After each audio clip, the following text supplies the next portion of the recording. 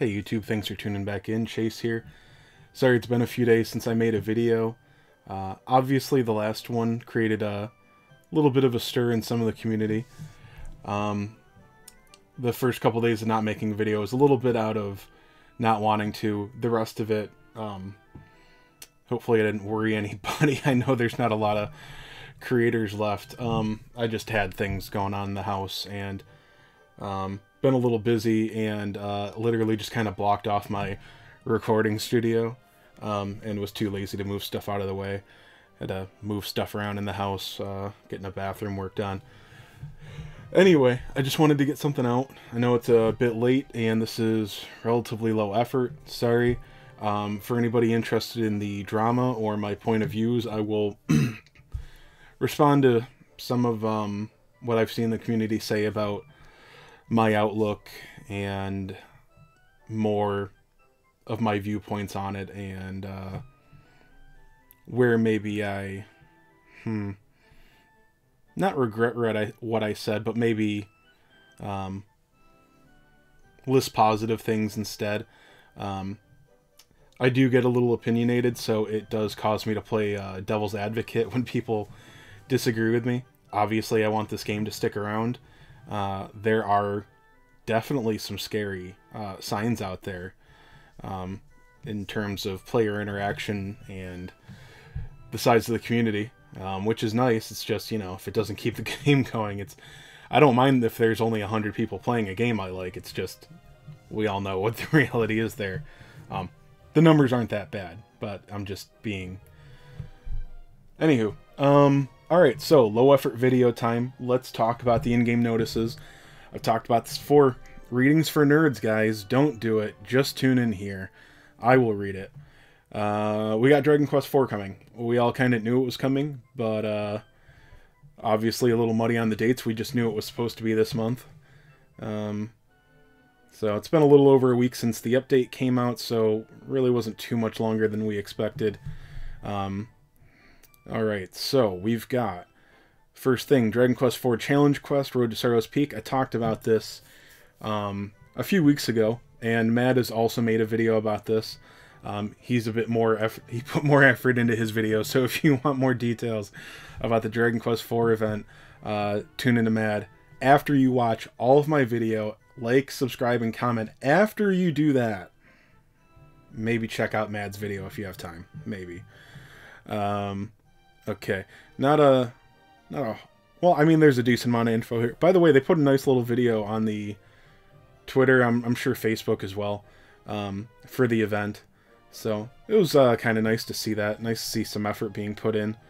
Okay, so Road to Sorrow's Peak. Oh, Gauntlet. I'm not going to read through all this. I know what it is. This is the... I'm pretty sure this is the EX event of the event. And what it is that you will have... It's 5 boss battles, and you can... If you use a unit on one team, you can't use it on another. It says that you got to pick 25 people. I hope that doesn't mean that we need to pick them all out at the beginning. I don't know. There may be some trial and error. I don't know. There are some smaller... I hope that doesn't... Not smaller players, but people that don't normally do content stepping up and making some guide videos. They've helped me out because, again, I'm not the guy to figure out these puzzle battles and stuff, EX fights and the new Battle Road stage 8s and whatnot. So thank you personally from everyone that's coming forward and making some kind of guide video. I'm not going to do it. So more of those have stepped up. Anyway, other than that, I'm relying on Platt. So Platt, don't sit around, work on these fights. I'm not going to put any thought into it. You need to do it for us. So anyway, we got that. I think there's an S-rank weapon to get there. Just a general announcement, the hero class is coming. We do have 50 orbs for it already. I believe they are projected to be farmable in July, but with the 50 that we've gotten, that's enough to S6 rank 6 rather, the 2 new ones and Ragnar, with a little bit left over, so not too much there. I will say, as far as arena goes, keep in mind that these are 65, while the S ranks, Kirill and Alina, will be 65 weight units. And in my opinion, they're, Japan called it Death Blow. Did they release what they would be calling it here? No. No, it doesn't seem that they have anything there. Sorry, when I have this cord in my phone, I can't hit the back button. Anyway, in Japan, they called it a Death Blow. They have a fourth ability. Once again, if you didn't see this, don't remember. There's no scrolls for hero units because they have 4 moves. Okay, you don't get 5 moves. You don't get to erase any. There's no scrolls for hero units. Anyway, all the heroes that I've seen so far, I believe it is a defining trait for the family, is that their fourth ability is only usable on the 3rd turn 1 time. I will not say that this is useless in Arena, but 3rd turn is when you... I mean, if you're try hard, if you're going... I mean, we can't all... You don't have to... Like, even for the top players, going for 2 turns is hard, sometimes risky. 3-turn wins seem to be safe, relatively easy to repeat, and accessible to quite a bit of the player base. I mean, some of us probably didn't have great luck. Maybe you don't have the proper A ranks. By the way, I will put out a video soon as possible. I'm not the big brain on Arena, but I've been doing fairly well, and I will just put out a video about what has been working for me, what I like, what I don't like, what I thought was going to be good, and what hasn't been. That said, I was lucky enough to get an Awakening for Boreal Dragon and a fully awakened Hellion. You guys saw me. My Hellion showcase video was pretty much just me bragging that I got his moves up to plus 10 pretty easily. Anyway, yeah, I can't imagine not bringing Hellion and Boreal Serpent to every match, every arena match. For 35 points, they're legendary. I don't know if we're going to start getting like super low weight weeks, or when we will get weeks like that, but I mean, I'd probably pay 50 points for each of them. They're honorary S ranks in Arena, and they're just so much better because they only cost 35 points. So really, if you have them in even 2 or 3 Awakenings, just bring them every time pretty much. It's got to be a really weird setup where you don't want those guys. Just make sure that you don't let them go out and get killed. Like, you know, if you go out and let them charge the first turn, yeah, they're going to take something out. Especially you put Boreal Serpent and Hellion next to each other, they're going to knock out anything. 1 unit at least. They're going to knock out any 1 unit that they have on the edge or whatever. But then you're going to lose 1 or 2 of them, and you're better off turtling and waiting till round 3 to kill everything. Alright, so what I'm getting all this into is when they have these abilities, they're only on rank 3.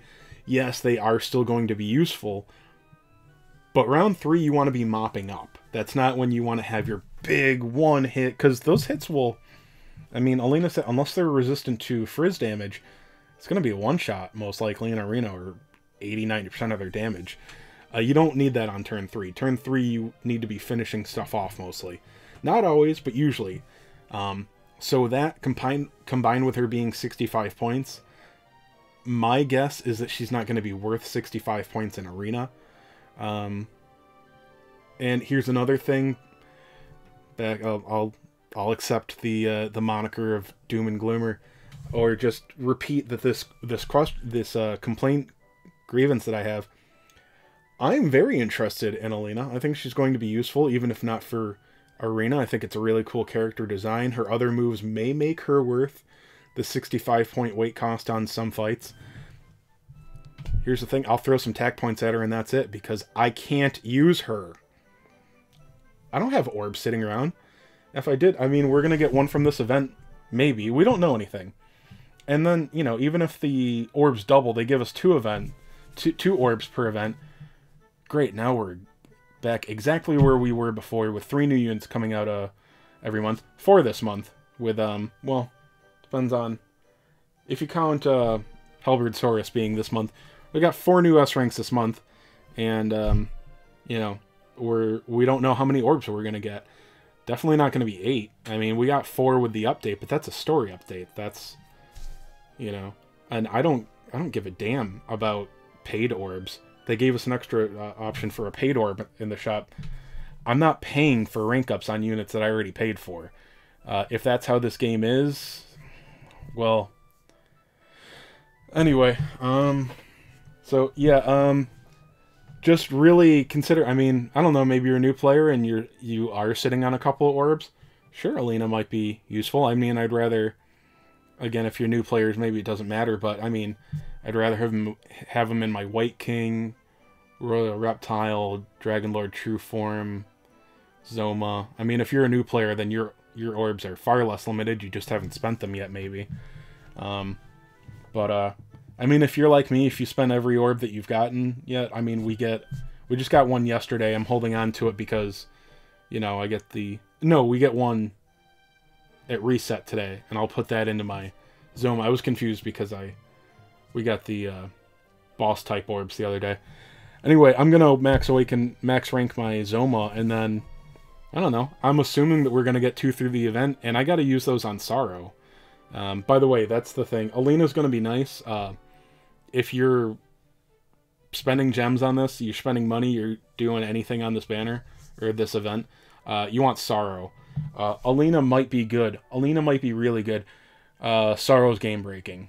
I don't know whether or not I'm happy about a unit like that being in the game is one thing. It's just part of game's progression, power creep, yada yada yada.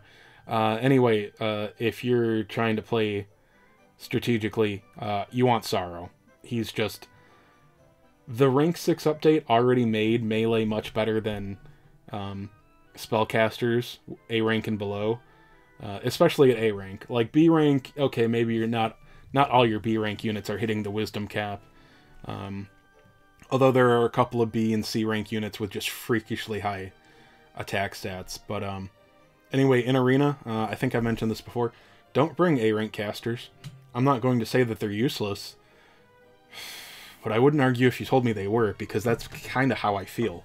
The wisdom cap was already a problem for A rank casters, and now with rank 6, all of their extra wisdom is, unless they were a crappy caster before, all their extra wisdom now is completely worthless, and getting them up to max rank or max level gets them a 2% potency bonus on one of their abilities. So don't bring A rank casters to Arena. You want Boreal Serpent, you want Hellion. I bring Living Statue every once in a while. I had a little bit of luck with Drake Slime. You can get lucky with him. He is relatively fragile, though. High movement, though. Yeah, just be careful. Like, don't get all excited about getting a new unit now, and if you realize that you can't use it. So, yeah, be careful summoning on Alina and Kirill. If you just want them, that's fine. But in my opinion, now that we have S6s available, especially if you're looking at Arena, I don't think Arena is the end-all be-all of the game, but, I mean, now we're going to have PvE content that is, most likely, I can't imagine why it wouldn't be tuned around rank 6, and you're going to have an S4 next to an S6? No, it's not useful. Maybe in some PvE content, but you can't bring an S4 into Arena. So, yeah, you essentially can't use these units. So, yeah, just be careful. Don't get all excited about Alina and Kirill if you can't use them. But Sorrow is worth going for if you want to. Alright, so that's it. I think that was all. This should start at, was it 9 or 10, 11 o'clock tomorrow? I forget. I get confused. Whatever it is, you got to add daylight savings time onto the release day. So, that's it. Again, if you want to see me go on with some drama about the my current doom and gloom commotion, I'll have that in a day or two. I might be live tomorrow night. I'm not sure what's going on. I still have some stuff going on in the house. I might go out. I'm not sure. I still really want this game to go on. I've talked a little bit with Malcolm. He's been very kind to me. On that note, Malcolm is a community manager, and we all already know that, but he's not a dev. He's not, making changes. He provides feedback, and he He stated that to me, which I already know.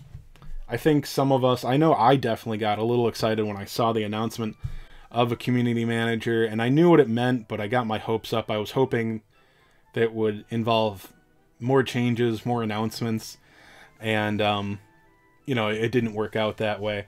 But he seems to realize some of the problems, and is relaying them, and I just hope they get fixed, because I mean, basically my problem is that the problems that the game had grew during the update. I mean, like, a lot of people are upset about gold. I'm not upset about gold. Gold's always been it's constantly been a problem, and it's fine. Okay, I have to wait to do these things. It's a little bit annoying that tomes are far more relevant now. I think that gold costs or gold